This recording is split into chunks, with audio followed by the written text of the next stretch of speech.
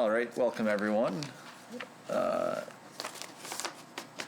We have a number of guests here with us today, and we'll get to you in a second here. We'll just adopt the agenda and then we'll move right along. Do I have a motion for the adoption? So I didn't even get Darlene, thank you. And we're going to receive a briefing on sustainable irrigation strategies from the PEI Certified Organic Producers Cooperative. And we have a number of guests here with us, and I think instead of me trying to introduce everyone and probably getting it wrong, I'll let you all introduce yourselves, and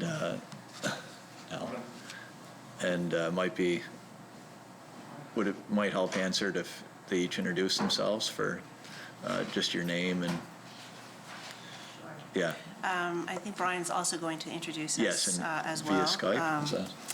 I'm Karen Murchison. I work I'm the staff person for the PEI Certified Organic Producers Cooperative, and Brian McKay is our chair, so I'll let him do the formal introductions. Okay.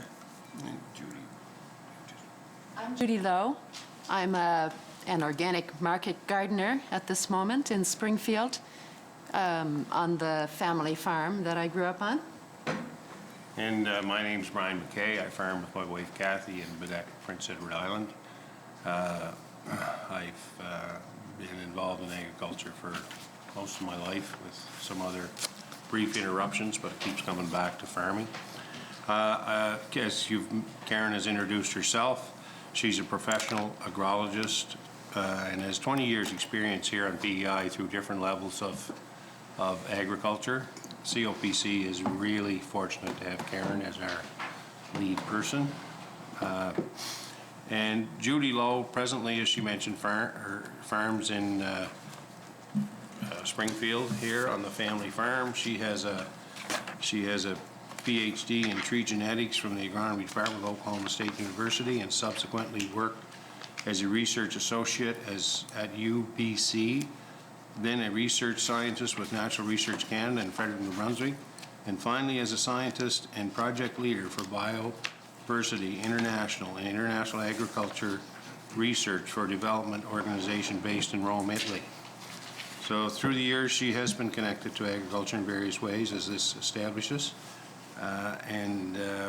Also just want to mention the Lowe family, I feel, have been the pioneers of organics in this province, and they continue to have agriculture near and dear to their hearts. We're very fortunate that Judy is a board member. Also, Matt Ramsey is joining us virtually today. Matt farms with his brothers and parents on the North Shore, Baltic/Darnley. I'm not too sure where the boundary line is there. Matt's a fourth generation farmer. He has MBA, and he's worked with watersheds in the area and other ag organizations. Real asset to our board, and could be a great asset and will be to the agriculture community and other areas of PEI. Just a real great guy. He's not able to join us today because he's taken a priority to be home with his sick daughter. Okay, we can't knock him for that. So that brings a little bit of a introduction of everyone, and I just really want to welcome the opportunity for our group to present to this standing committee. We do realize the seriousness of what you're trying to accomplish, and appreciate and would support you in any way to do that. Thank you. Is that everyone? That's all of us. That's here. Matt will be doing this. Okay. That's your oh, hello. Nice to meet you. It's nice to meet you. All right then. I guess what we normally do would, you can give your presentation, sure. And if you would rather, we can save our questions until the end. I'm sure the committee, quite a few here today. Yeah, what I would like to do is I just have 5 or 6 slides in this deck. So what we would propose to do is that I would present those 5 slides or sure. 6 slides, and that we would hold their questions until after, but we would use this presentation really sort of as the framework for the subsequent conversation. Sure. And I'll probably not speak a whole lot after I make my presentation, because it's very important. I think that our primary producers and those that are actually most affected by any of these policy decisions really speak to them Yeah. versus me. For sure. So, again, as Brian mentioned, I'd like to reiterate our gratitude for being invited to present to you all this morning.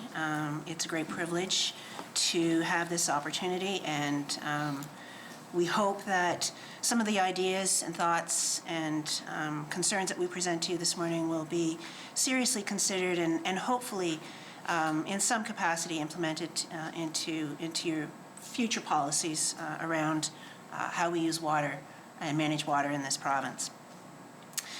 So, as you all know, for more than 18 years, there has been a moratorium on the drilling of high-capacity wells in this province. So maybe we wanted to move to the next slide.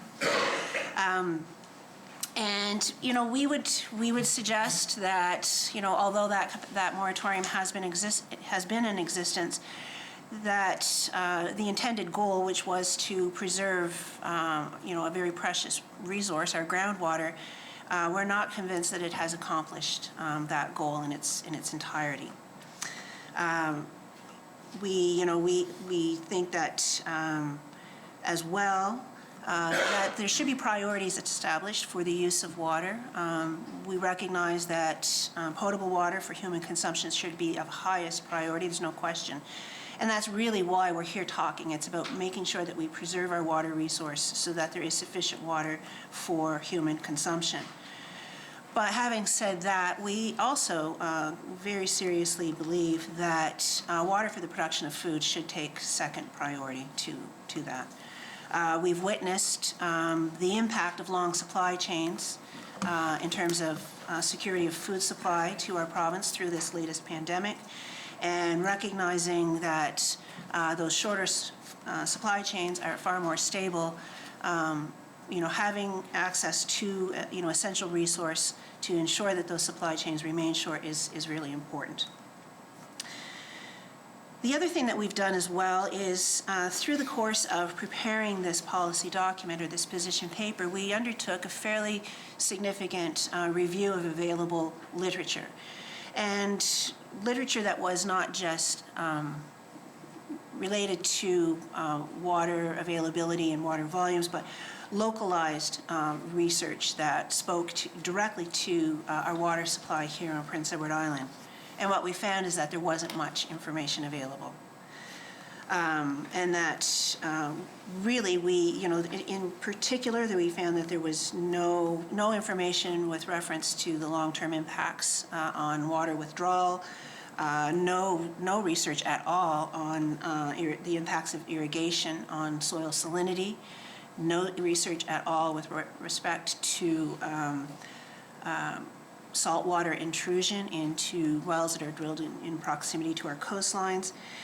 And we recognize that this is important in terms of making decisions and creating strategies in terms of how we use our water, that more research become available. I think we all recognize as well, whether you're a climate scientist or not, certainly in the grounded theory world of our farm community, we've noticed and have reports of extreme changes in our weather patterns. And largely that has impacted the need for water on many of our farms across the island and on our organic farms as well. So again, recognizing that this change in our climate is probably not going to go away and that it will actually probably worsen over time, I think we really need to get ahead of that, or we think we need to really get ahead of that and build strategies around access to water, as well as management of that resource in response to these changing climate patterns. And having said all of that, I think that one of the things that we've talked about quite a bit around our board table is the responsible use of this resource and making sure that we do all the things that we can, both before, during, and after we use water, to ensure that we preserve it, both in terms of its availability and its quantity, but also ensure that it is safe and that its quality is preserved as well. So, one of the things that, as I said, we've talked about a lot is that the conversation that has really dominated our discussions around water has been around access, and in particular around the moratorium on high-capacity wells. And what it has done is it has meant that we haven't really been able to talk about all those other elements around water use and water management that are far more critical in terms of preserving the water quality and quantity for the future. So maybe move on. So as you probably all know, water is essential for food production. And typically, we have mostly been a rain-fed agricultural system in this province for the last 50 years. And certainly for most of the period of time that I've lived in this province, that has been the case. Within the last 10 years, and as we've sort of been witness to those extreme changes in climate, irrigation has become a tool that is becoming increasingly important on our farms. So, we really, again, need to start to understand how we manage our water use on our farms. The things that we really that we'll speak to as I go through this presentation a little bit further, we'll talk a lot about best agronomic practice, new technologies, fair access. So that means, not just the farms that have closest access, but those that need it the most, but everyone has fair and equitable access to our water supply, and the need for ongoing research and monitoring. I'll also talk a lot about the need for a comprehensive agricultural water use strategy that will serve to protect, manage, and value our resource. So I'll talk a little bit first about protection, so if you wanted to move. So I think you've all been handed our position paper, our policy document. And I won't go into a whole lot of detail because it's all sort of there in front of you. But one of the things in terms of protecting the resource that we feel very strongly about is that there should be required management practices in place before farms are permitted access to the water supply. We feel that there is a need for mandatory crop rotation. We have an act that is in place, and we feel that it should be strongly enforced. That things like soil health and organic matter need to be considered when we are allowing irrigation to occur on particular farms. And that no matter what we do, we need to continue to research. We're talking about a resource that's not visible to us, it's under the ground. And we really feel strongly that there is a need for research to continue and monitoring to be constant throughout the entire process of water extraction and water use. In terms of management, we feel that we need to take a far more holistic approach to how we manage the water resource. Plans should be made on a watershed basis, and both for surface and groundwater extraction, and looking at and examining how the withdrawal of water from that much larger ecosystem will have impacts across the broader watershed area. We feel that there should be specific plans for each farm in terms of how they manage their water use, looking at new technologies that are far more efficient, as an example for how we apply and use water on farms. Looking at coastal distance requirements, as I said, we found that there is absolutely no research with relation to the impacts on saltwater intrusion on wells that are close to the coast. And so at least in the interim, we feel that there should be arbitrary coastal distance requirements for wells or for irrigation even in those areas.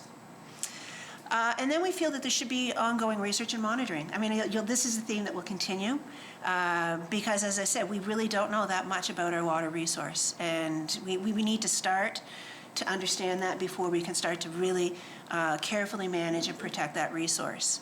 And monitoring is important no matter what we decide to do, that we monitor our water use throughout all our processes. We also feel that education and knowledge exchange is really important, that we create greater transparency between our farmers and how they're using the water and how they're respecting and managing that water. And also, ensuring that our farmers as well are educated in terms of the best and most efficient uses and ways to use and manage the water on their farms. And so again, that can go back to best agronomic practice, new technologies, and again, looking at more efficient ways to manage the water resource. And valuing this resource, again, any resource that has no value is not necessarily managed as carefully as it could be, or protected as much as it may need to be. So again, we feel that water metering and resource allocation are two elements that might facilitate, ways that we might begin to value our resource. We want to ensure that there's fair access for all farms. So not the farms that that are most able to afford to undertake to irrigate, but those that there's fair access for all farms that need to access water. We've talked about pricing, and this is a very controversial topic around our own board table. And it's one that, again, one of the things I'd like to sort of reiterate, and I perhaps didn't say this closely, this we feel is a very high-level preliminary document. It's where we really need to start the conversation about how we manage and protect our water resource. And if pricing is not the way that we want to go, once we begin to sit down and have deeper discussions, then that's fine. But we really think it should be something that we should give consideration to, at least at this time. And again, we really feel that in terms of being able to value and monitor our water use, that we do need to undertake to continue monitoring, how we use and the volumes of water and where that water is going and how it's being managed. So we come to the so what. We think all these things, so what? We have arrived at 7 actions that we really think need to happen right away. We need to begin to undertake research on our groundwater supply and our groundwater availability so that we can begin to understand how and where we can begin to withdraw water. We need to create a regulatory framework in terms of how we use and withdraw water. We need to develop water management plans, and they need to be based on ecosystem outcomes. We need to look at alternative water sources. Looking at things like desalination. We're surrounded by a vast volume of water. And everyone says at this point in time it's really too expensive to consider desalination. There's a lot of work being done, in Europe and certainly in Israel and places like that, that indicate that, we're probably further along in that discussion than we might think. So, again, why don't we begin to look into those potential areas as well? And as I just sort of referenced earlier, we really need to start to look at, water metering, resource allocation, and pricing, sort of how we ensure that fair access to our producers across the island. And we are suggesting that, again, more so that we have an understanding of how our water is being used and where it's going, that we impose metering requirements on those that are irrigating on farm. And that no matter what else we do, even if we don't begin to undertake any of those other 6 recommendations, that we, no matter what, continue to monitor our soil and water resources in terms of their quality and quantity. And that is a research related. So again, as you can understand, our organization is very research focused and very evidence based in terms of our decision-making processes around our board table. And we really feel that research is a critical element in terms of anything that we do. And as I mentioned before, I think that what we really want to ensure is that we come up with a plan and a water use strategy that certainly protects our water resource for future generations in terms of quality and quantity, but that it also ensures fair access for our farmers, and that we work together to protect our food supply on PEI as well. So it's it's certainly a much broader conversation than whether or not we should lift the moratorium on high-capacity wells. That's a very small element, and it's really distracted, I think, from the bigger conversation that we really need to be having about how we value, protect, and manage our very precious resource that is water on this island. And I think that's it from me. Thank you.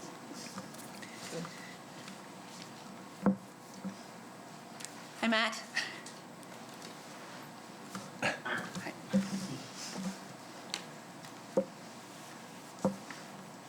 So any questions, conversation, or We're discussion? good for questions now? Who would like to start? Lynn? Thank you, Chair.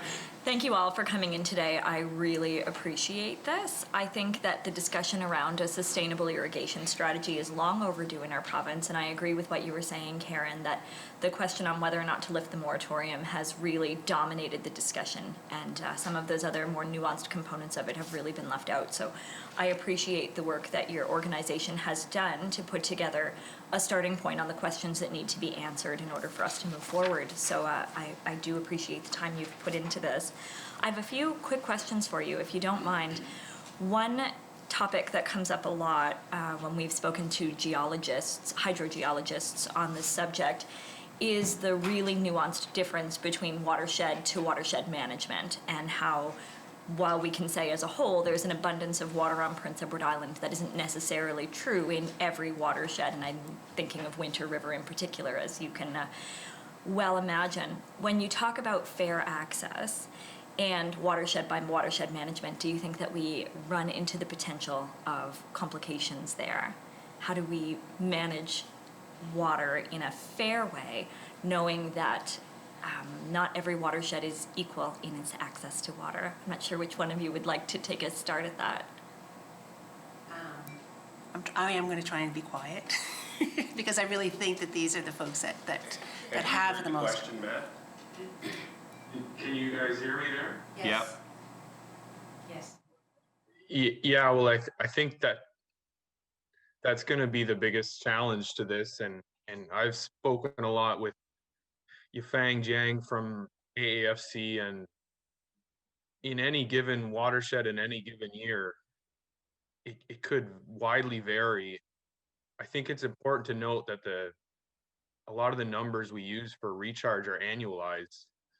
And what we need to be able to look at is what happens when it's very dry and there's a lot of water being extracted at the same time.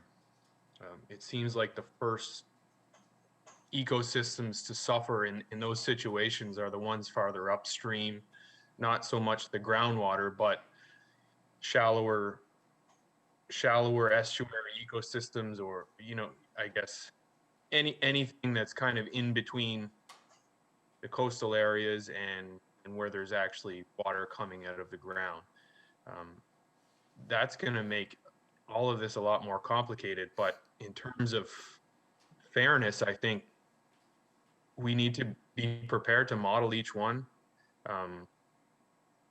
Look at what are the min and max. I think developing ceilings are probably our best bet off the get-go. And we use 2% in many cases, but it seems as though once you get over 15, that might start to push us into a ceiling for extraction. So moving forward, we need to be able to, I think, have some starting numbers to work with, and then look at how many producers are in the area, small scale and large scale, and maybe even see where we're at now. There may be some areas where we don't have a lot left to extract. So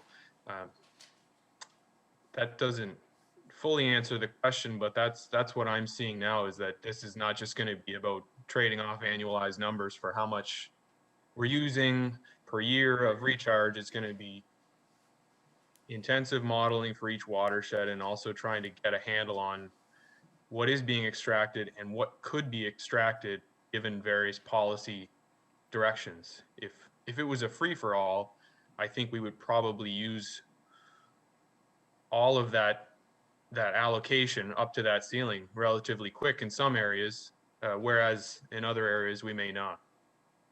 Does that make sense? Lynn? Thank you, Chair. Yes, it does. I actually had a conversation with the same hydrogeologist he had the opportunity to present to our committee, and the nuances in recharge were really made clear through that discussion. We have a tendency to talk about recharge in annualized numbers that seem very straightforward, but the reality is it's a lot more complicated than that. So what I'm hearing you say is we would first need to have an understanding of how much we could extract from a watershed and not damage the ecosystems in the area, and then consider how many producers are in that area and make sure that whatever the access is for that watershed is fairly divided between producers. Is that a reasonable summary? That seems reasonable to me in the context of fairness, because otherwise a free for all is just going to be very difficult to manage. Just one moment. Brian, did you have something? Oh, please. Add to that watershed, encompassing the whole idea of watershed. There's a number of ponds being built as we speak, and there's programs been in place for terracing in fields. And personally, I'd like to see some link. I've always felt it was willy-nilly to collect water directed to the stream as quickly as possible.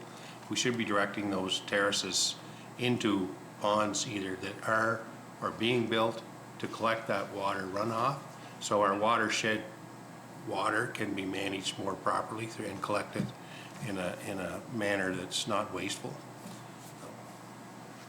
Yeah. Cool. Yeah, I would just like to also add, I agree that it, of course, it has to be watershed by watershed. There's work that needs to be done to understand the water relations in each one. But I think we also, where research can come into this, we also need to look at alternatives to, again, we're not just talking about high-capacity wells. Perhaps we need to look at alternatives such as desalinization. One of the things, I think Karen mentioned that climate change is having an impact. Certainly, we all see that climate change is having an impact. There are more droughts happening. So we need irrigation at certain points during the year, but it is important to recognize that over the whole course of the year, we're not necessarily having less water. So figuring out how to capitalize on the water when it is available, doing a better job of hanging on to that water with, organic matter in the soil and other approaches for ensuring that the water, when it is here, doesn't all disappear. Lynn? Thank you, Chair. I appreciate that answer. That makes a lot of sense to me. One thing that Karen had mentioned in her presentation was coastal distance requirements, and I actually have never heard anyone bring that up before. So I think it's a really valuable point, but one that is so often not made. We don't talk about saltwater intrusion in any tangible way. I'm not aware of any research that's been done on that localized. Karen can probably tell me if that's accurate, if there has been any. There has been no research, no.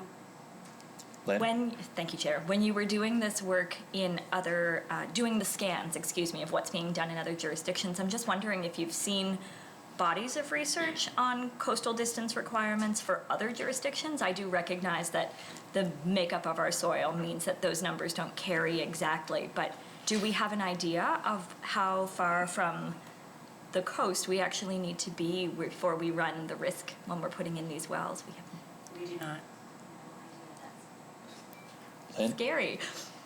Thank you, Chair. That's a scary gap to have in information, so I appreciate you highlighting that. I'll just ask one other question and then I'll let my colleagues go. I might come back later if that's okay. But I know that when we were talking about bringing in the Certified Organic Growers Association, we did also mention the fact that it's not, of course, just organic growers that need to have access to water, and everyone is in agreement on that. I'm curious, when you were putting together this strategy, if you had comments from conventional farmers and what sort of feedback they gave you on this sort of framework. To any board member who would like to answer.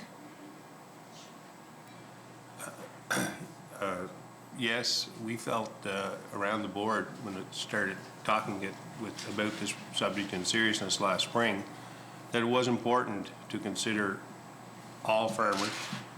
And our board is made up of Matt Ramsey, who he and his family farm conventionally and organically.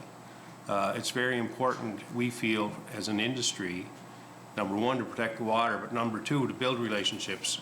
And if we're going to make effective change, we're going to have to do this together and even beyond farmers, okay? So we're very astute to and considerate of what the other farmers are doing. And I just want to make a point as a farmer that some of these folks are being forced to do things to supply food, okay? So that it brings in the entire public into this whole equation. In there. Lynn? Thank you, Chair. And when you've had conversations with other farmers about this framework, can you tell me what sort of reaction you are getting? If you find that broadly people are supportive of the idea that these are sort of 7 guiding principles we need to consider, or if you get resistance from that?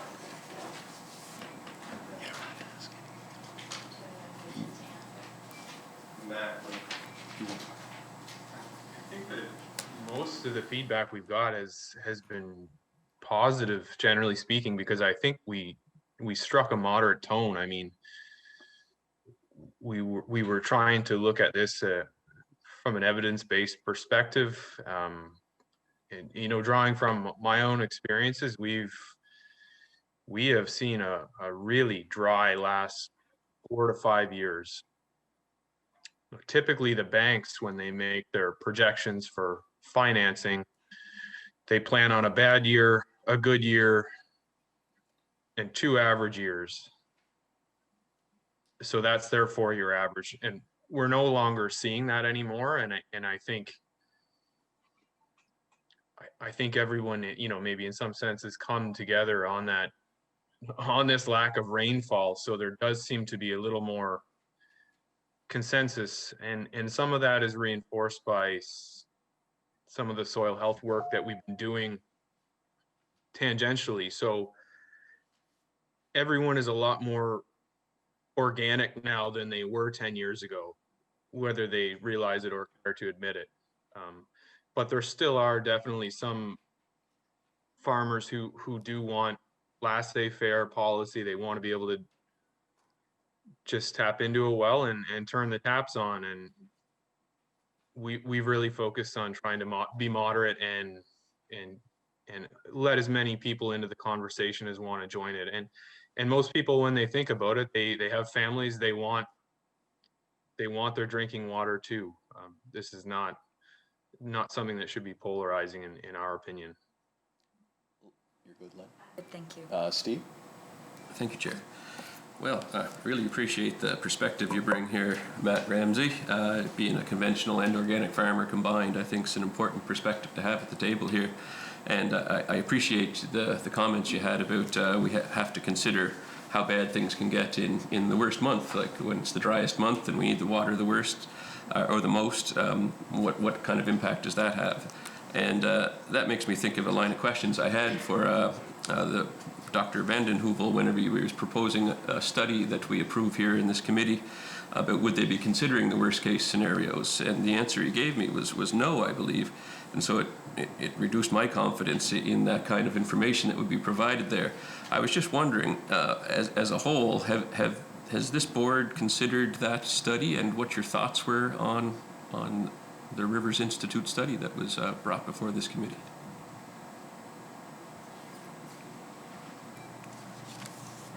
Matt, do you want to speak to that question? You've been more on the side of things. Yeah, I haven't, to be honest, I haven't read that study end to end, but we have spoken with him tangentially.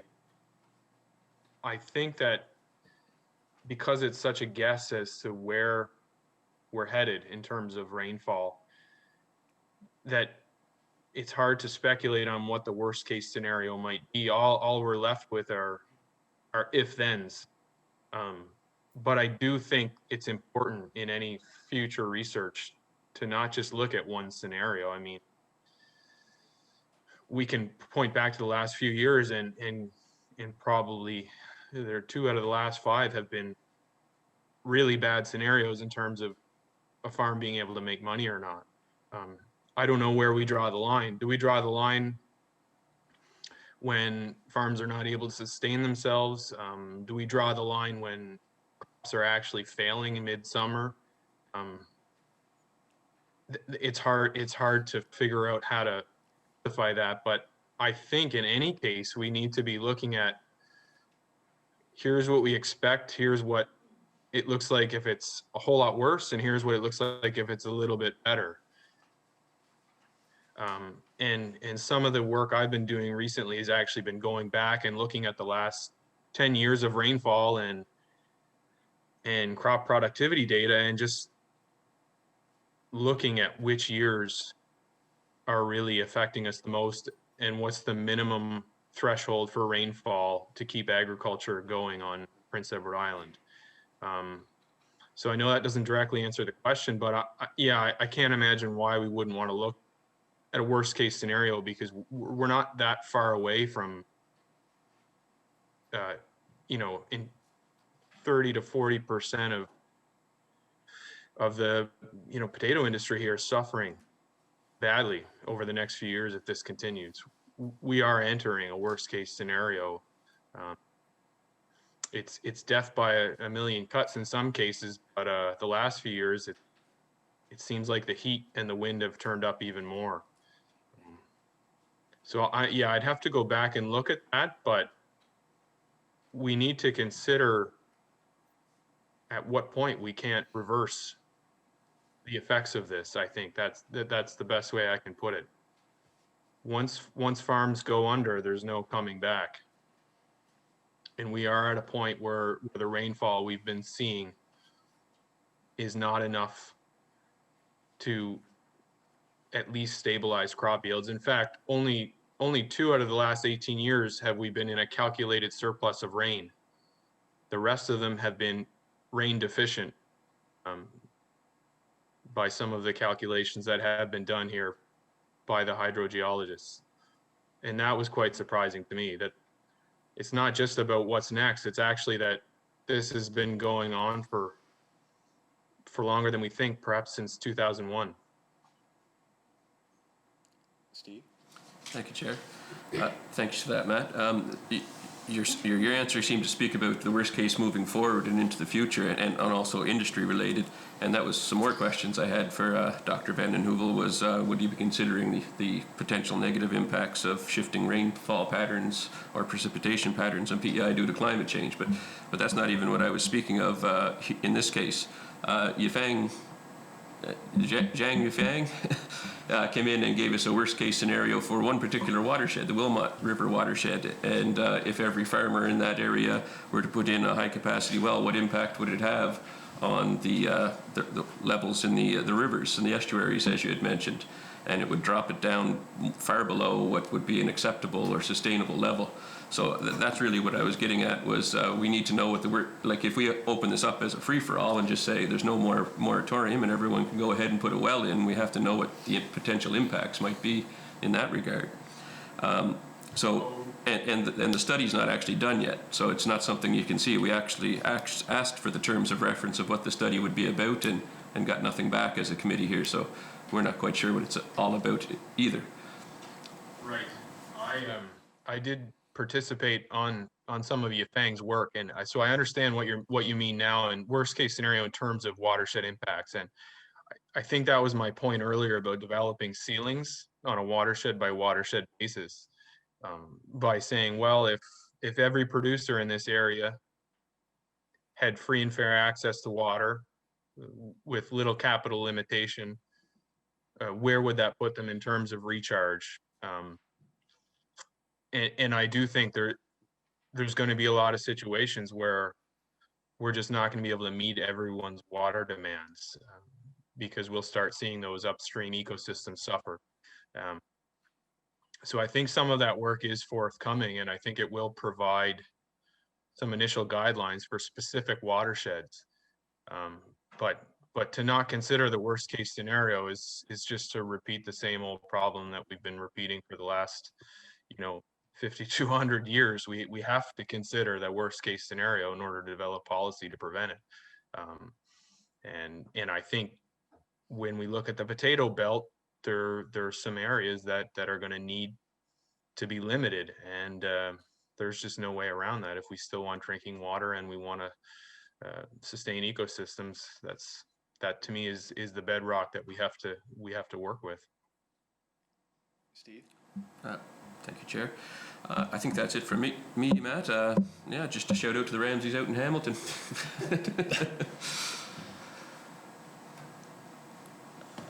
Ola? Thank you, Chair. Well, right now there's a cutoff between high capacity and low capacity wells. Do you have any idea what? I think a low capacity well is roughly 1/3 liters a day or something like that. How much will that water? In other words, how many acres can you maintain on the current allotment? I guess you'll have to answer that one. Can I have the question repeated? I didn't hear it all. Well, there's a division between low capacity and high capacity wells. Is it 340 cubic meters a day or something like that, or 1/3 liters approximately? How much will that water? I'll speak to it. I don't know if I'll answer your question, but the difference between low capacity and high capacity wells, in my mind, is not different, because in our area, they're digging 6 or 8, whatever, to make up that number to a high capacity, okay?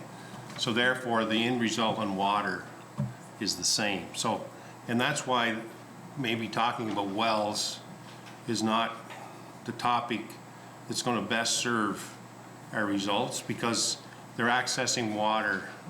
The moratorium has not restricted water. It's restricted the deep water well, and that's all. So in a broader scope, I see things like, and we talk about the potato industry is king, and it has been king for years, and hopefully will continue. But maybe there's varieties within that, and I grew one of them this year that produced a terrific potato in a drought year. So there's other ways of solving the water problem. And by just saying you can dig deep water wells or put so much water, water is not the solution to our farms. There's a lot bigger problems than that. I know that might be outside the wheelhouse of this committee, but a whole management of the water, whether it comes from a 6-inch well or a 12-inch well, is somewhat irrelevant to me, especially in our area, because there's a lot of water being set up to be used for next year, and they're not coming from deep water wells.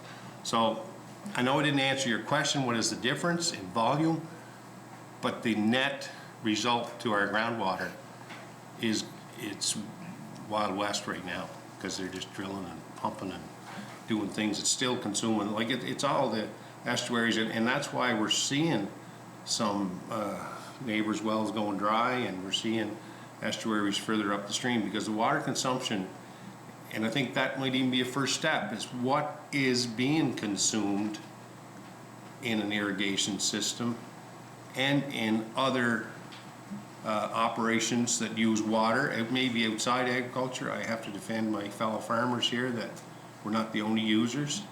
So that's not an answer to your question. I apologize for that, but that's my understanding. Ola?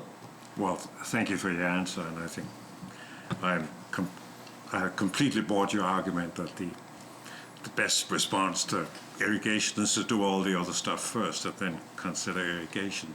But even so, you did speak about some kind of possible, with conditions permitting, of irrigation, and I'm wondering, particularly in the view of this summer, when both farmers and the government, the regulating body, permitted taking water, I think it was out of the Dunk River, even though it was already below the threshold. So I was just wondering what your comment is if you did permit some wells, even metered wells.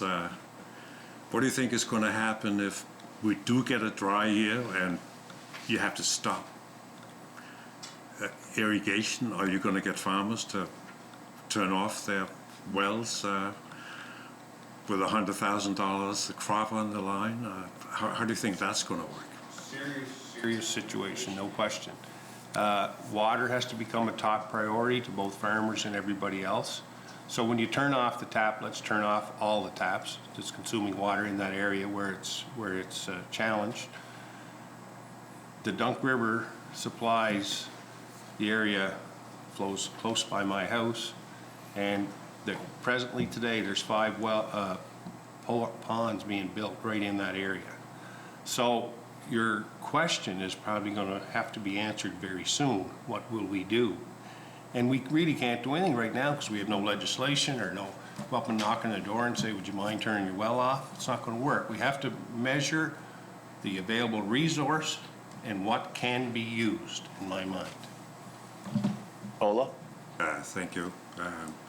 Another concern I have that I don't believe you mentioned was the quality of the water, in particular with content of nitrogen and pesticides. And we keep talking about there's actually lots and lots of water, but there's not as much water as we think once we take away the areas where water is no longer drinkable because of one reason or another. Do you have a comment on how we manage the stuff going into the groundwater from agricultural use? I will make a comment on that. One of the things I've learned through this process is, and I guess I'd like to first say, we need first to make the most efficient irrigation systems that's out there if we're going to use them. But, and I'm not promoting irrigation, but one of the things I did learn through this is the nitrogen in the soil, sometimes if the right water balance is there, can be used by the plant. Less opportunity for it to be flushed through. But that's again a management thing, and we need to know how, and just on the topic of soil management and water, every farm has a different base point on their soil health, i.e. Organic matter. So I think we have to measure a whole management structure in that each farm and each watershed is establishes its minimum and maximum datas, and the quality of the water is very important that we maintain. I think that it just comes to a management, but we have no legislation to manage right now, and that creates all the problems you mentioned are very serious and will happen sooner than we realize. Matt might want to further make comment, or Judy. Well, I think what I'd add is that one of the advantages that comes with irrigation is we do have better control over plant life cycles, and in those situations we're probably going to reduce nitrate leaching and improve nitrogen fixed in the plants, because nitrogen travels with water. We have the sun and we have the heat if the water's there, and we have nutrient management plans in place as per our kind of regulations around management practices and irrigation. We should see as good or better control of nitrates, because what happens now is we'll go to the field in September and still find fertilizer granules in the soil because there hasn't been enough water over the summer to mineralize them and solubilize them. And then after the crop is out, we get heavy fall rains. And we've seen from our watershed nitrates data that nitrogen typically starts moving down in that fall period, down to the 18 and 24-inch area of the soil profile where it's not going to be recovered. So building on that whole point about how agronomy can help us avoid that worst case scenario, I think I'm still a believer that we can manage our way around this.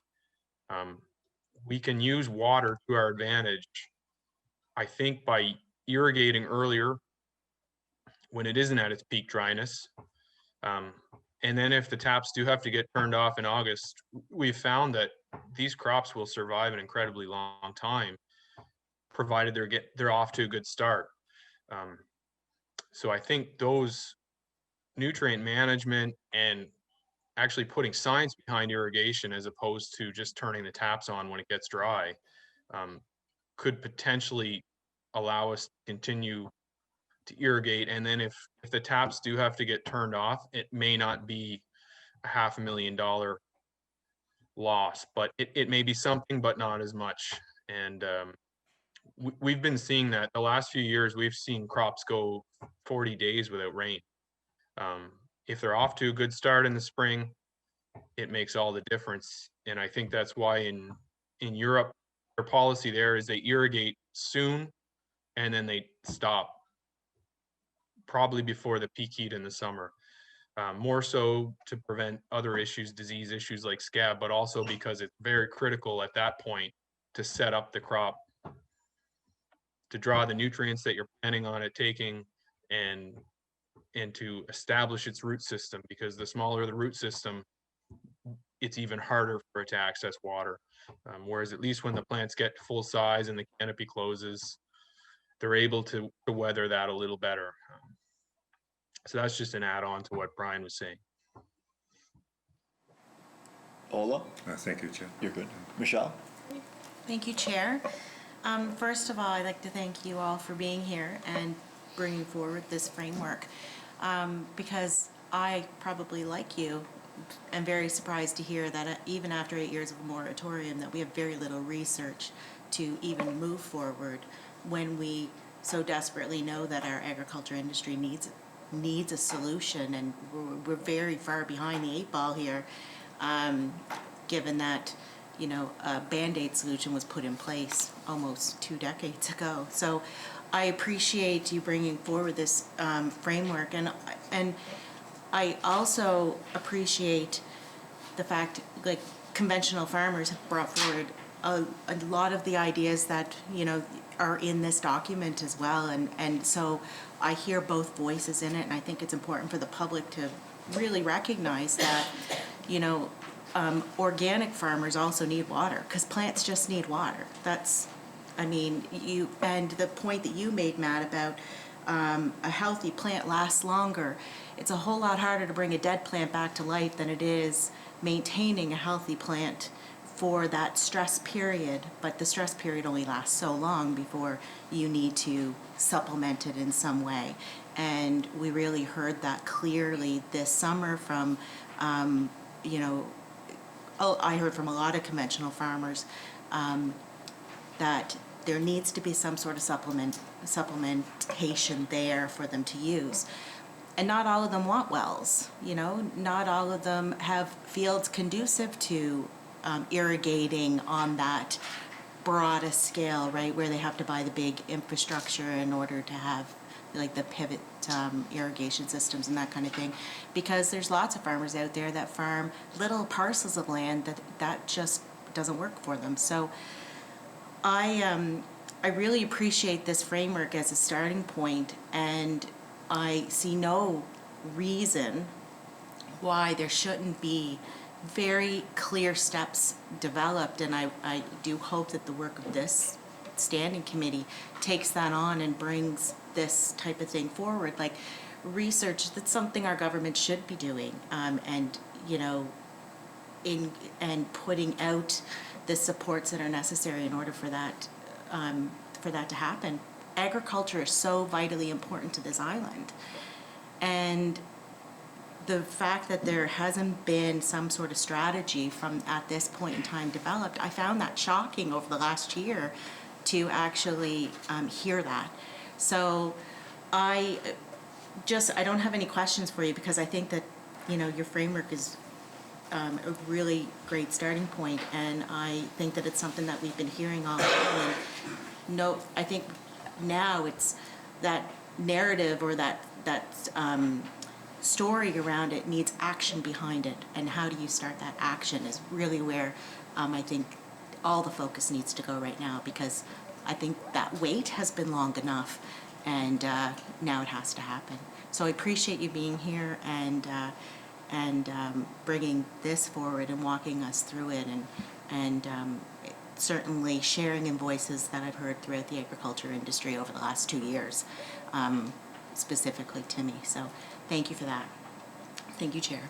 Thanks, Michelle. Rob? Thanks, thanks, Chair.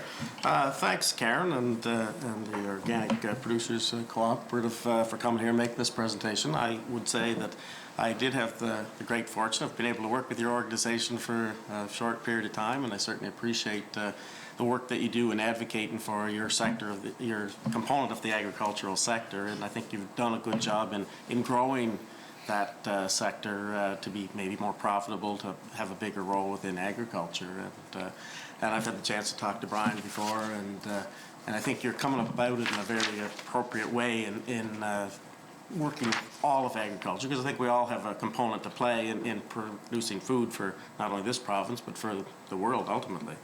So I just wanted to sort of take a little bit of back on some of your presentation. So you're basically saying you're not against irrigation. It has to be a sustainable format and things of that. And I would argue that we're probably all in that same component. The same with holding ponds and collecting water to be utilized for agricultural purposes. Same thing from a sustainable component.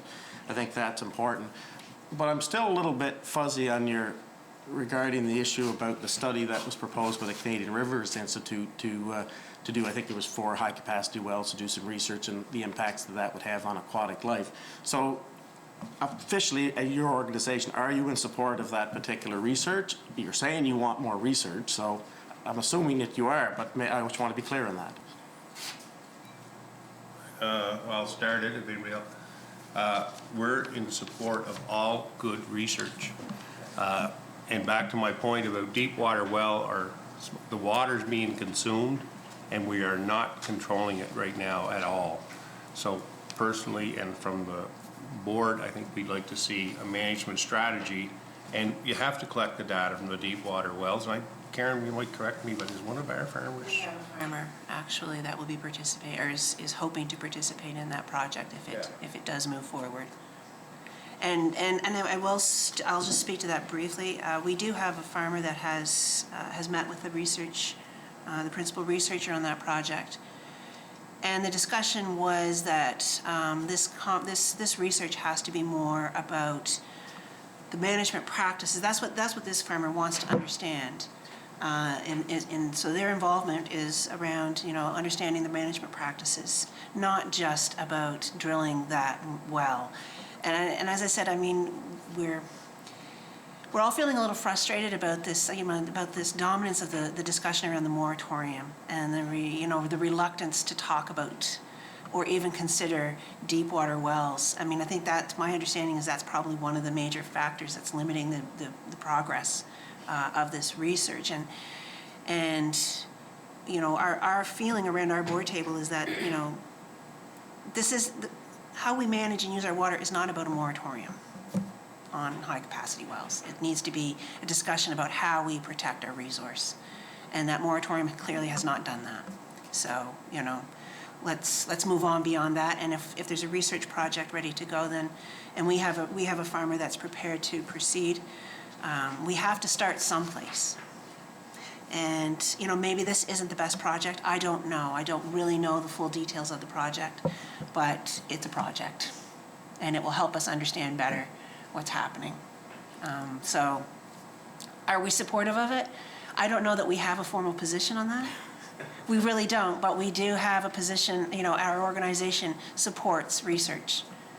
And and as I said, we support our farmers, and we have a farmer that wants to participate in this project. So we support our farmer, we support research. I don't know, I guess draw your own conclusion, but we're probably not going to come out and say one way or the other that, yes, we support this project. But we do support research. Rob? Well, as a person who sits on this committee, I guess I'm going to take it that you do support it. You can interpret it many different ways too, but I mean, ultimately, everything you're saying would lead towards more research is a good thing. I think, Brian, you made a really good comment.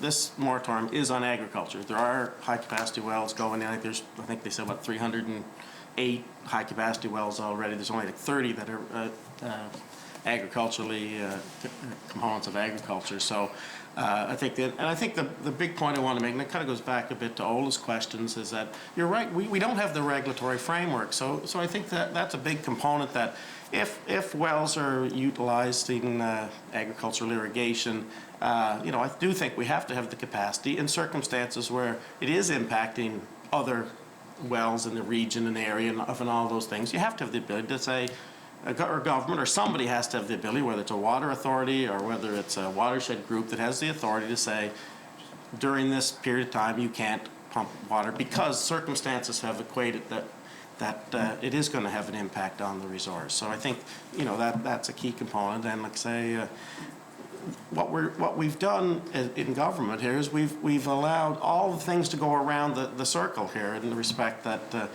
you say do a whole bunch of low capacity wells, you can still have the same impact on water, but yet that's compliant. So I think that's really important. Have you gotten much feedback from other associations in other jurisdictions or other provinces where they do allow high capacity irrigation and organic production is kind of comparable, to get some sort of a feedback on how they seem to be working in coexistence, I guess? Did you do any research yourselves on policies of other organic groups for pertaining to irrigation? Quite honestly, we're sort of leading the charge on this across the country. I mean, it's not our sector here in Prince Edward Island and our organization, actually, we punch well above our weight, even at the national level. And no one else is really in this position across the country where they have to sort of just take the steps towards involving themselves in developing policy around water use. We're the only province where groundwater is our only source of potable water. We have a lot of unique factors that sort of make it so that we really don't have a lot of experience to draw on. So, no, the answer would be we have not. Rob? When it comes to some... Rob, Brian, or, sorry. Yeah, sorry. I was just going to point out, just following up on what Karen said, we are an island and a small island, and so it puts us in quite a different situation from any other Canadian jurisdiction. So I think even if we gather all the information that exists out there, and I'm sure that Matt in particular has a good idea about what has been done, but it doesn't necessarily inform us. We still need to do our own research. Rob? Okay, no, that's fair. Obviously, there was a presentation that was made to this committee. I happened to be not here in that particular day, and it was called a livestock strategy that the province is trying to implement. And I think Brian and Michelle made good points in the respect that water is not the only component of good agricultural agronomy and producing of food. Did you have a chance to overlook or take a look at that presentation that was made and get an opinion on whether you thought it's nearly as extensive enough? My personal view, I thought it was very light and probably isn't going to have much of an impact on incorporating more manures into our province and to be ways to improve our soil. But as an certified organic group, you might have some feedback on that. I'll start on that one. I didn't see that particular study. We have done and had brought in an individual to present on pasturing livestock and the benefits of more so of grass-fed livestock and that than to the soil. But there's a lot of information coming out in magazines right now, i.e. like Country Guide, on pasturing and the benefit of livestock. On their buzzword now is regenerative. And here in this province, and I don't know how we can do it because livestock prices are so depressed, and that will determine when they come back. But we need to get a study, you're right, on the whole spectrum of maybe you're not making much money on the animal, but what you make on your crop of potatoes 2 years later might be beyond and there's no real science to do that. So I think we can do some simple steps here, and it would be so important to bring the livestock industry back to this province. And I'm not raining on potatoes, I grow potatoes myself, but it has become king, and it has got all the focus and all the criticism. And I think we need to look at a study that would look at the benefits of livestock, the benefits of other crops, both in retaining water and cover crops, and putting money in the farmer's pocket. we only have probably 80 farmers to control 80% of the acreage in PEI, and the one that's being irrigated is potatoes. So yes, we have to focus on them, but you only have to convince a few of those people that they could make money in livestock and demonstrate and find a way to put that out there. It's a little bit of a ramble, but it is very near and dear to my heart. Rob? No, and I appreciate that, Brian, because I think it is a way to, we do have to look at the whole picture of our farming operations. I mean, I farmed and I grew potatoes and I had cattle, and sometimes you take a bit of a hit on the cattle, but maybe you'd gain it back on the potato production, and that was the way I would make my own management decisions. But once cattle prices got so depressed, and mad cows was kind of my demise, but on the cattle side of things. But I guess as a minister, I had a short time in that seat, and I tried to advocate to develop a livestock strategy. And I guess I want to correct it. It wasn't a study that the department presented. It was just more of a strategy. But I think that strategy has to have some teeth in it and actually provide the right incentives and the right framework for farmers to look at livestock as a component of agriculture. And I would encourage you to maybe go back and follow that presentation. I think that there's a copy of it here with the legislative committees or legislative staff here. And but I guess my take on it was that I thought it was a bit light. It's not really going to change much, and I think strategies are good, but they have to have something that actually equals an outcome that equals what you're trying to accomplish and achieve. The other, so I just wanted to make that comment. I guess the other thing I want to mention, that you identified in your presentation a bit about the Crop Rotation Act. Does the board or the certified organic producers feel it's not being enforced currently? You sort of say enforce it, so that would imply that it's not being enforced. So I just want to take your view on that. I'm not sure if the rest of the group wants me to answer that question. And quick summary, when the rotation and the terracing model was all brought in around the same time, and I'm very much against the terracing model, very much in support of not plowing hollows and managing water, but we've taken it off the fields. The rotation, if all you spend this much time in this committee and you come out of it with what the crop rotation legislation, some people say it can't even be defended in court. And I pleaded with the premier of that day to put in something that you could police and would police. So very important to any outcomes is that they are enforced, and they are not, from Brian McKay, not from the committee, are not being enforced on Prince Edward Island now. Rob?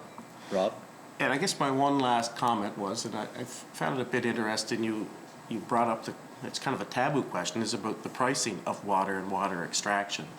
And from my understanding, I guess it's been in the news lately that I've been to Germany once, but my previous times visiting my daughter in Germany, I did ask the question about, because there's a lot of irrigation going on in Germany, and asked, how come doesn't seem to be a problem here, but it seems to be a problem in other places. And one of their comments is that they do put a price on water there. It's a different rate for different uses, of course. Industrial use would be different than what an agricultural use or residential use. Everybody has a meter on their wells, and everybody pays a certain fee to that. So I'm just wondering how extensive a thought you put into that, and it may be an option that makes sure that at least the water that is being utilized, it's done fairly, and that money goes into something that is used for improving, like maybe a livestock strategy, or improving the lack of use of water. We don't need to use it as extensively. So just a little more information on that would be interesting from your organization's point of view. I'll make a brief point in that the purpose of the pricing in our presentation is to bring attention to the value. And I don't support pricing that somebody with less money and more money can have more water. That's not what that's meant to be. But it is to establish that there is value, and maybe that value could be traded off by your good practices. Okay? Anybody else wants to add to that, please? That's it for me, Chair. I appreciate your answers. Well, I think It was more proposed as a mechanism of consideration, and not so much to enable someone with deep pockets to use water, but at the same time to create scales where if you end up using water beyond a certain point, it may just get too expensive to use. I mean, it's just another mechanism that has been used. I know there's metering now in municipalities, but also in the context of some kind of public water access where potentially government owns infrastructure, the pricing could take into account not just the water, but the infrastructure required to get it to fields. Because the thing here that hasn't been brought up yet is that there's going to be very few farmers who are going to be able to pencil out irrigation as it stands right now. We looked at some costs from Maine, and unless you're irrigating 100-acre fields, there's no cost benefit that we can see to a center pivot system if you have to also develop the water source. Water development is probably as much or more than the actual application infrastructure itself. And so I think that's got to come into the conversation at some point is do we expect every farmer to develop their own source, their pipes and their wells, or is there potential down the road for government to play a role in providing the infrastructure and thereby having some control over how much water goes through that system? So we weren't firmly advocating that there needed to be a price on water. We were just proposing it as a potential mechanism to help the regulatory process work a little smoothly. Peter? Thank you, Chair. Thank you for being here, firstly. I also really appreciate the document that you've brought forward, and I realize that you're not being prescriptive here, you're just suggesting the questions that need to be asked. And I very much appreciate that. And I also appreciate the fact that you've recognized the subtlety in some of the questions that we need to be asking here.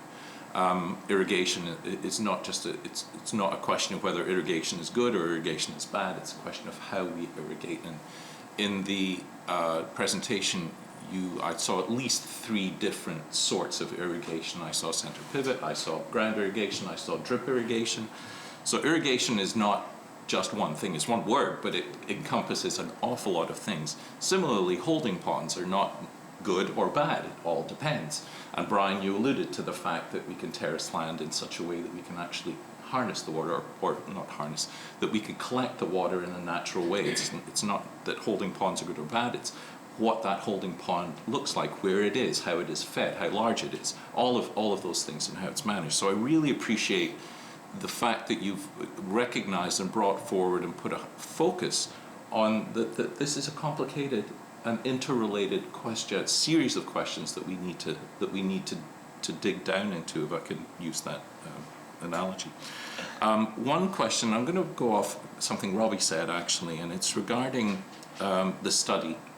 And I know you gave a strangely political answer, given that you are the witnesses, not the politicians in the room. And it was to do with whether or not and I think the phrase you used, Brian, I'm not going to try and put you on the spot here, but you said you support good research. And I'm wondering what terms of reference, what you consider to be good. I'm not going to ask you about the study, but I'm just wondering how you would define good research. I would define good research, my first investigation would be who's paying for it, in the research, and the outcomes that were set out at the beginning, and in my mind, if they achieve them.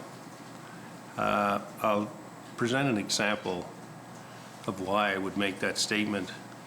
I listened to a presentation a couple of years ago on scientists from very well organized or recognized organization, and it was a 2-day thing and on food, and it ended up at the end, what do you think is the biggest single thing that's affected food? And somebody mentioned the cheap food policy, and a farmer from Badek who likes to speak his mind stood up, and I said, the biggest problem to our industry is your profession. She was a scientist. And she said, you know, you were right. She said, I worked many years, and that's why I work with this organization, because the science I produced was not the science that was paid for. And she changed, and I respected that woman a lot for that answer. And I think it's very important, and I'm not taking away from scientists. Science is becoming more credible than it used to be, I think, because there's more checkpoints and balances. But we need science that is industry-based with industry input, like our farmers all across need to have some input what they are experiencing, and like Matt's comments about, you know, up the estuaries and what is actually happening. And we are 18 years into a real serious problem, so that we can't afford poor science right now. We need good science, accurate science, on-farm science, like some of the Deepwater Well project is. And we are not saying our farmer in that, we're looking to collect good science there, okay? Because we got a person on the ground. I'm not sure if I've answered your question, Peter, but go ahead, put me on the spot all you want. I just love it. You can jump in whenever you like. Okay, I'm going to just add to that, Brian. And it may be important to point out that most of my career was as a research scientist, so so I have more of a sort of, you know, scientific approach to what constitutes good science, perhaps. And so to me, it's really important that the background work be strong, you know, that there is really an extensive literature search that covers what has been done before for any science that's carried out. It's also important, what's the background of the people that are doing the work? Are they competent to carry out the work? Have they done this kind of thing before? But also, for this kind of research, I think having a true participatory approach is also really important. I think when you're working with an agricultural question, very commonly a real participatory approach is really valuable, and of course Brian alluded to that. Bringing in the observations and the input of the people that are going to be that have been living this over the past years and have the experience is vitally important. But then, of course, strong design, strong data management. Are there enough sample sites to be able to actually draw the conclusions that one wants to draw, for example? So I'm saying that without having read that study, which now I think I had better do. Peter? Thanks, Chair. I really appreciate those answers. Thank you. One specific question on the study that's being undertaken. There's been a lot of talk this morning about the need to make sure that the data that we collect are related to individual watersheds in order to be useful. We're currently, I think the plan is to study only we have a very large number of watersheds on Prince Edward Island, of course, and no doubt some would be representative of others. But I think the plan is to do 4, I stand to be corrected, 4 individual studies on separate watersheds. Do you feel that that is going to provide us with enough data that we can then extrapolate for a province-wide regulatory framework on high-capacity wells? I was wondering maybe if I jump in too quick and you asked the question, but I'm just not sure. Maybe Matt could participate in that one better than I. A quick stab at that, just, okay. Go ahead. My hunch is that it is unlikely that a single study is going to address this. I don't believe knowledge exists in a paper. It exists across them. And as Judy pointed out, we need to network a whole bunch of different data sources here, I think, and that's going to include modeling as well. And Yafang, I know, has started that, but what this study might allow us to do is look at high capacity wells as a a method of extracting water. For all we know, a high capacity well may be the most efficient way to extract water. The more we understand about our groundwater and our aquifer, we don't know these things, but I think in any case, to make sure that we're producing data as soon as we can, that it is peer reviewed, and that it's held to a flame. If it doesn't burn, then I think then we call it good, but we need to figure out how to establish those critical practices that will prove that the data is good or that it isn't. There's good research and good methodologies, but then there's also just getting good data. There's a lot of other things we can look to do in the meantime, and some of those are just getting eyes and ears out on the watersheds to look at what's going on. Pilot projects for various types of irrigation I can see are needed moving forward as well. We're looking at a drip irrigation project over the next couple of years, and would welcome any support we can get to try and measure and quantify what we're actually doing or not doing to the environment. But I think we have to abandon this idea, and not so much in this room, because I think everyone is well aware of the scantness of some of the research, but it's kind of a common belief that a single paper can say yay or nay to a question, and we need to get beyond that. Yes, I would agree with that. Sorry. I think the question of whether these 4 points can provide valuable information, it really depends on the variation of those 4 points. Is it sampling the range of watershed conditions with respect to water relations? And if it is, then it'll give us a good idea of what the variation is, which is a starting point. But it's not, I agree with what Matt said. One study is not going to provide all the answers. There really has to be a well thought out program of research addressing these issues, I think. Peter.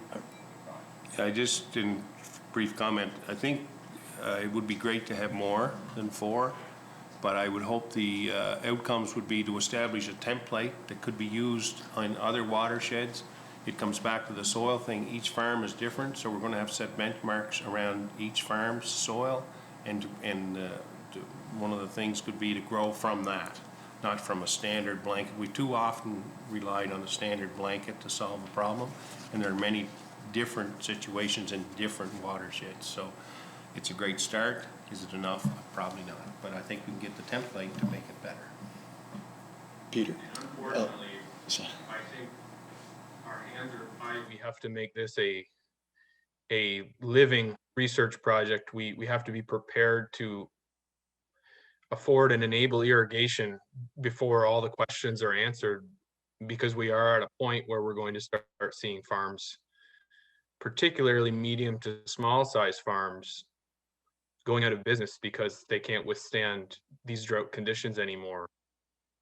But that's where that regulatory and that monitoring component comes in, such that if we're measuring, we have our canaries in the coal mine set out there properly, and there's too much being taken from a watershed, we have the ability to actually scale that back. As hard as that will be on the farmers, I think it's better to open some kind of water access up sooner rather than later, because it may be too late if we wait another 10 years. So we are in a difficult position. It's not ideal. It's happening faster than we thought. Thanks, Matt. You just preempted, Matt, what I was going to, my next question, which is that you will never have enough science, you will never have enough data to inform every decision one makes. So, and as you just pointed out, Matt, we have some producers now who are in desperate need of water for their crops. One of the things I've enjoyed about the conversation this morning is the understanding of that all of these things are connected, and that if we are to create a sustainable agricultural community here on Prince Edward Island. It's not just about putting the taps on when it gets dry, as somebody, I think you said that, Matt. It's about integrating a whole bunch of things that we need to do properly, from the diversity of crops, and Brian mentioned a particular type of potato that you're growing that does well in drought conditions, but not just within the potato family. Generally speaking, a diversity of crops. We have to look at quality and quantity of water. We have to look at quality and quantity of soil. We have to manage the inputs, so we have to check for pest management. All of these things have to be integrated and done in a coordinated, congruent manner. One of the things that has been mentioned a number of times is soil organic matter. And like all of the other things that I have talked about today and that have been brought up, that's not a single thing. Soil organic matter is another very complex thing. And I'm wondering whether you can talk a little bit about two questions here. What sort of metrics you would like to see, and one of the actions was to monitor continually what we are doing here, and soil health and soil quality is a big part of that. What metrics you would like to see in monitoring what is healthy soil, because that's critical, a critical component of how much water we need. And also a bit about the subtleties of how we measure soil organic matter. Well, we can start with our soil health test that we have available through our analytical lab now. We've probably sampled 30 or 40 fields now, and while typically most of them are reading low, they are responding to different management practices for specific tests. So I think that provides us a ready out-of-the-box solution to at least benchmark. Soil organic matter is going to be a slow process with lots of variation around every measurement, up to 0.3 decimal points or 0.3 in either direction in any given sample, range of variation for sampling error. It's been proposed to me before that might be difficult to use in and of itself because of that, and also because it can change over even a few meters in a field. So the Department of Agriculture had once told me that it would be also important to look at a practice-based approach, where we're looking at things like tillage frequency, rotation length, because we do know those influence soil organic matter, and also the stability of the soil. The porosity and the structure of the soil is also very important with respect to whether water enters and stays or whether it runs off and or drains. There was actually some great research in the late 90s here on PEI that looked at rotation frequency, tillage frequency, and already provided a great data set on some of those relationships. So I do lean more towards a practice-based approach, where we're making sure that growers are following certain best management practices, some of which are being developed now by AFC scientists, but also breaking organic matter down into its long-term components and its short-term components, because we can't just put carbon into the soil that quickly. A lot of the carbon we add is gone within a year.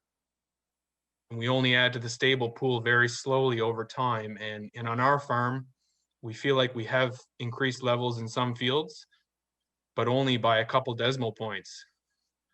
And again, we're faced with the question of whether that is sampling error or whether we're actually making progress. It'll be another 5 years before we know.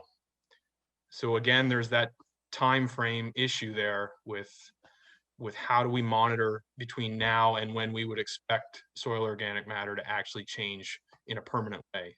Does that make sense?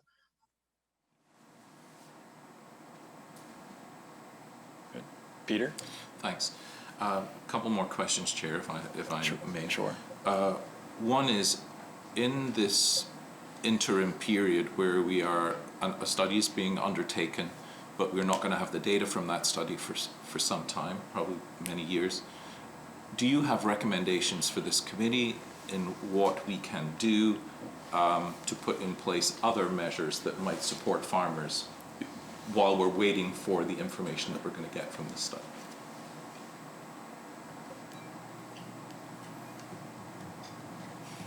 Well, I think water access is going to be a big question, especially for small to medium-sized farms who need water but don't have the capital budgets to be digging ponds and building networks of pipeline.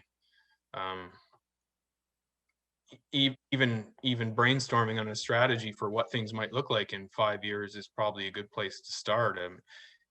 It may be a non-starter to look at public infrastructure, but we do have to look at that, or we're going to end up in a situation where the larger, more established farms with the volume there are going to have the irrigation and the rest are probably not. So to me, that's a big hurdle for our farm is, okay, well, we can get the drip tape, we can get a traveling boom, we could get a center pivot, but actually getting water to some of these smaller fields seems unsurmountable at this point. Maybe Matt can come back in there on this, but I do think, and he mentioned in his previous comment about practices, and I think that's one thing that can be implemented fairly soon. There is a fair bit of data available on farm practices and cropping and tillage. So I think that there is a place to start. You're right, the research is going to take a long time, but these practices have demonstrated that they do help. So it would be beneficial to start practicing good water management and good soil management and not to waste either by either tilling it and chopping it up and it blows away or whatever. So maybe Matt could speak further to that, but I think that's maybe one bench that's sort of established and we can further develop. I mean, now if we want to change, if we want to do something like alter a rotation now, you need a management plan to do so. I can see the same thing applying to a water access project where you do have to sketch out what your system is, what your rotation length is, even how frequently you till. Tillage is probably one of the most underrated causes of soil organic matter loss. And a lot of times we focus on the herbicides and pesticides, but we almost need a round table of interdisciplinary scientists here to try and help farmers through this. And also figure out a way to create some funds to, to establish some of these projects if there's not going to be any public water access in the near future. I have lost my audio there. I'm not sure if you guys can hear me anymore. Peter? Just one more quick comment. It is hard to establish something that's going to be fair to everybody, but I think it's important that we already have things in place that aren't being followed, like your Land Rotation Act. We need to make sure that it's, number one, proper, and number two, that it's being enforced and properly managed. The other concern I have with something not getting put in place soon is that we're not saving any water with the present situation. And I just think it's important that we get someplace that people can feel comfortable that there is a starting point and it is being managed and watched. So this committee, whatever they might decide, or down the road legislation, it needs to be able to be policed and taken seriousness in the serious manner that it is, that water is really in serious trouble, and so are farmers. So I just wanted to make the point. Peter? I think it's important to, as you were alluding, Brian, it's really important that we not separate the use of water for farms from the use of water for everything else, because at present the use of water for farms is pretty small compared to other water uses. So there needs to be an examination of how water is used in total and how it can be more actively and effectively managed, I think. And then the farming, the water for farms is a part of that, but it's not a standalone. Thank you. Peter, Thanks. one last question. Sure. Just we gotta wrap up. But. Sure. Thanks, Chair. Okay. In that case, I'll ask one about crop rotation because we were just talking about that. And again, there are subtleties here because when the Crop Rotation Act was written, it was typical to have a row crop and then a couple of forage crops grown in between. That's obviously not what's happening now. So when you say enforcement of the Crop Rotation Act needs to be applied properly, one can be in compliance with the Crop Rotation Act and grow potatoes one year, corn the next, soy the next, and the soil is continuously depleted, not necessarily, but the potential for soil depletion is there. So it's not just compliance with the Act, it's whether or not, or maybe this is my question, Chair. Should we also look at what crops are allowable or what crops are classified as row crops when we look at the Crop Rotation Act and how we enforce it? It's been in place for a period of time. It definitely needs a review and consideration of those things you mentioned as to what is in and what is might not necessarily even be a row crop that's very damaging to the soil. So that information has to be established. But just a little bit of a backstep is that one of my concerns about irrigation and the approval and the fastness of all this is that it's $6,000 an acre land with a lot more money being spent now to irrigate it. Your crop rotation is going to become tighter to the offensive crops because they're the valuable ones. So those are things to consider in putting teeth into rotation and irrigation.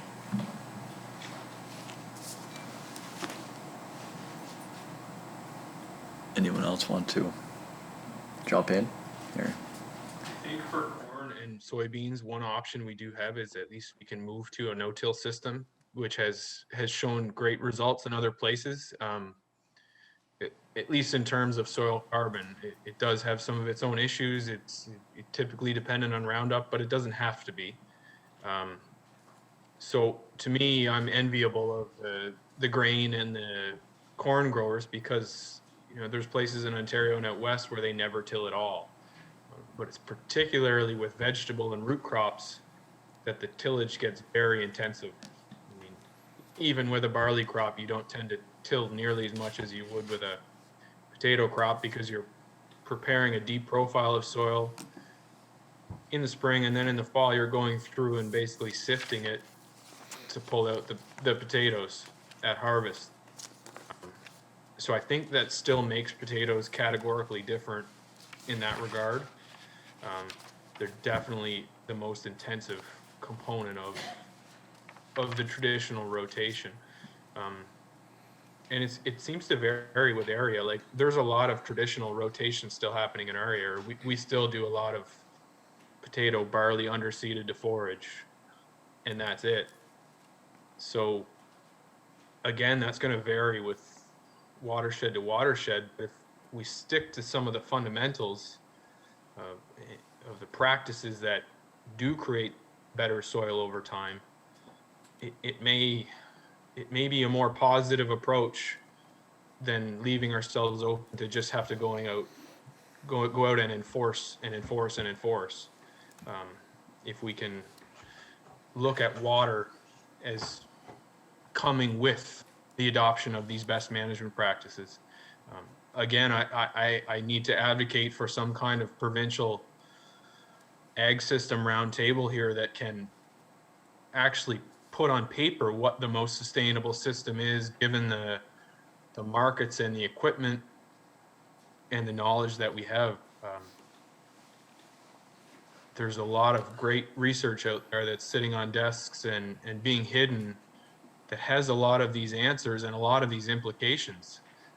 That if I think farmers could see the value in reducing tillage and lengthening rotation, it might give them at least pause, because for the most part, people see if I grow potatoes every second year, then my revenues are higher. But if you run that scenario over 10 or 20 years, it doesn't hold up. You end up losing more revenue in a scenario where we have diminished rainfall. So we do need a common sense approach to at least mobilize knowledge at the same time as looking at enforcement policies, because there's a lot of good reasons for farmers to adopt sustainability practice in addition to getting them access to water. Thank you, Matt. And with that, we're kind of running out of time. So we'll wrap it up there. I want to thank you all for your time today, coming in and answering the committee's questions. It's very much appreciated. I don't know if you have any, just a kind of closing remark that you would like to make before we recess for a moment, but. I just would like to again to thank the group and the committee. Hopefully some of our information can be digested into some help. And I would like to point out that I think we've established a scientist, and Matt's certainly a very knowledgeable individual as well, that on the going forward, if there was some way we might be able to help and give us a task, we'll try and do it. We're not guaranteeing the answer, but we will guarantee it'll be good science and to the best of our ability. Thank you. All right, we'll just recess for a moment and then we'll continue with the agenda.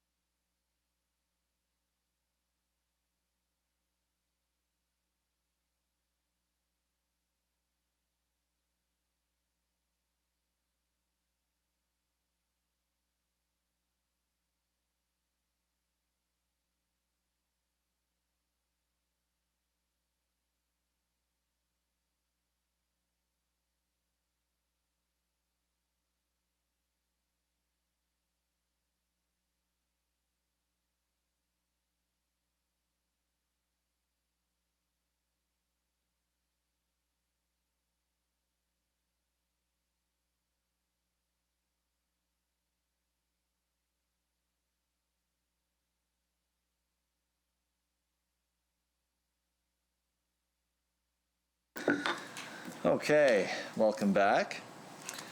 We're going to keep going through the agenda here. Next up is review of correspondence.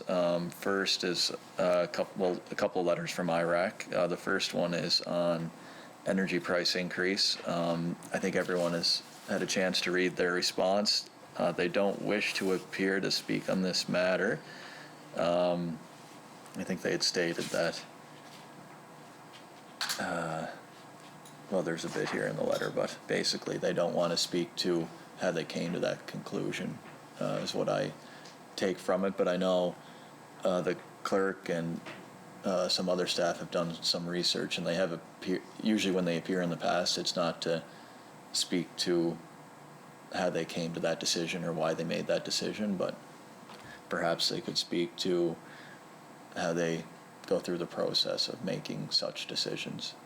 I'm not sure if the committee has what the committee thinks, or Lynn? Thank you, Chair. I would agree with that. I can respect their discomfort with speaking to a specific decision, but I wonder if we could invite them in to speak on, as you were saying, the process of how these decisions are made would probably be informative.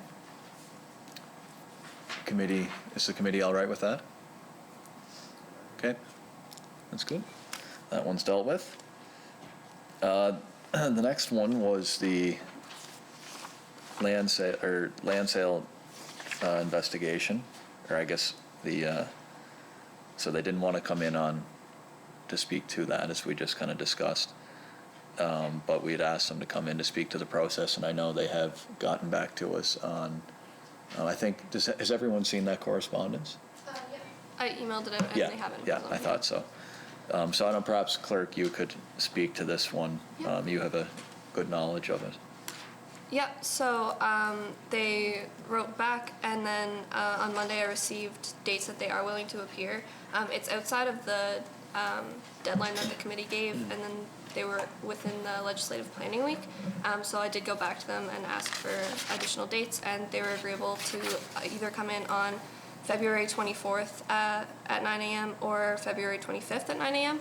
So it would be before the House sits that day, but they are willing to come in on those dates if the committee would like to have them in then. Is that Tuesday and Wednesday? Wednesday. I believe so. Wednesday and Thursday. Yes, Both Wednesday sides. and Thursday, sorry.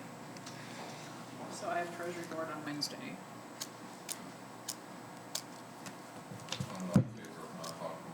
On a sitting day with 2-hour travel prior to and being here an hour probably for prep work, so it doesn't work for me. Lynn, sorry. Chair, sorry. Do they have anything sooner than when the House sits? No. No, I think the earliest dates happen to fall in the legislative planning week. So those are the next dates that they provided.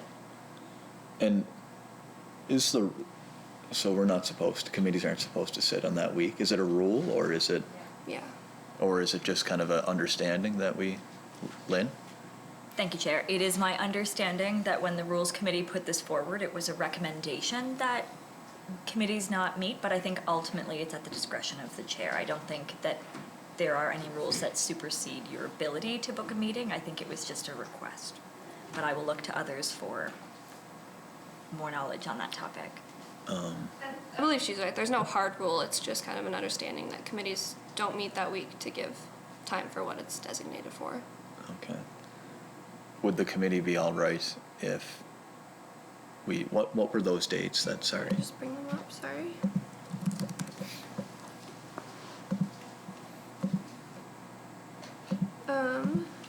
So it was Wednesday morning, the 17th, Thursday morning or afternoon of the 18th, and Friday morning of the 19th.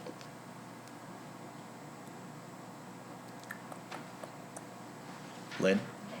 And I believe that Darlene had said she has Treasury Board on Wednesday, so Thursday or Friday would be preferable. Is that right? If the committee would like, I can get back to them with a Thursday or Friday, whichever one suits best. Is that time frame all right with everyone? That's Are we talking about February or March? March, sorry. Okay. This is February. This is Oh, sorry, this is, February. It is February, so that is a planning week, or? It is scheduled. Okay. but the House doesn't sit till the Till following week. 23rd, right? Gotcha, sorry. 18th would be better for me. Well, the 18th, Matters. And they're available in the morning or afternoon on the 18th, so. and the 18th is normally when we would sit. We would, okay, so, and what time, did they give a time?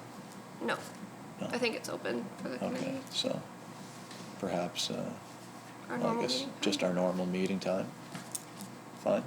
10 a.m. on Thursday, the 18th of February. All right, perfect. Okay. Do we have any new business? No? Okay. Motion, sorry. Michelle? I would just put forward, we just heard a lot around the Crop Rotation Act. From this presentation, would the committee be interested in reviewing where there are potential issues with the Crop Rotation Act and enforcement based on some of the discussion today?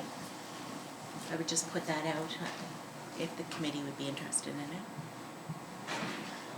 I'm fine with the way it is. Rob? Rob? Okay, I'm fine with the way it is. Lynn?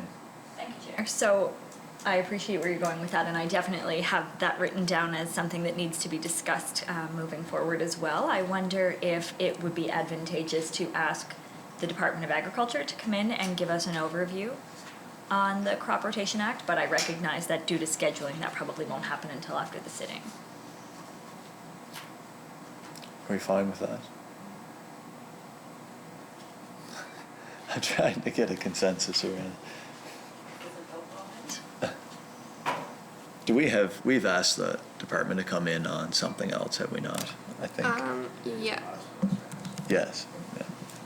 We asked them to come in for the ag recovery application to speak on behalf of farmers for high capacity wells and also on the topic of the land sale investigation. And I haven't been able to schedule. So quite a any of bit. those. Yeah. And that does occupy a lot of our priorities before the House meets, and I haven't been able to schedule anything for them yet. Okay. Could we revisit this issue at our, another meeting? Is that fine? And yeah, all right, okay. A motion to adjourn? Rob, so moved. Thank you.